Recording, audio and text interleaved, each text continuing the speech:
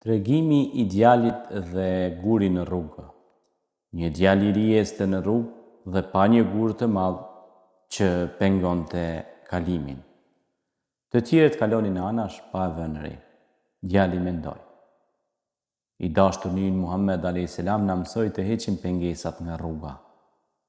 Ai e ngriti gurin me mundim dhe e hodhi në një anë, duke pastruar dhe liruar rrugën. Njerëzit kalonin me lehtë dhe e falenderonin. Ai nuk kërkoi lavdrim, por buzëqeshi. Atë natë ai pa një ëndër të bukur. Në ëndër një melek i tha: Allahu e pranoi këtë vepër. Ti je nga ata që ndriçojnë rrugët e njerëzve.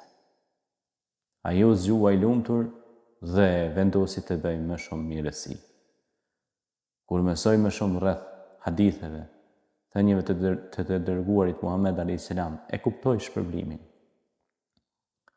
Muhamedi a.s. ka thënë: heqja e pengesës nga rruga është sadaka. Që nga ajo ditë ai kërkonte mundësi për të ndihmuar të tjerët. Ai i mbante dyert hapur për të moshuarit, ndihmonte fëmijët të kalonin rrugën. Ai u bë i njohur për mirësinë e tij. Por gjithmonë thoshte: kjo është prej Islamit.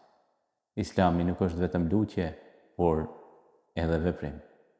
Një vepër e vogël mund të jetë shumë e madhe tek Allahu xhaleshanuhu dhe ndoshta një gur mund të hapë rrugën për në xhenet.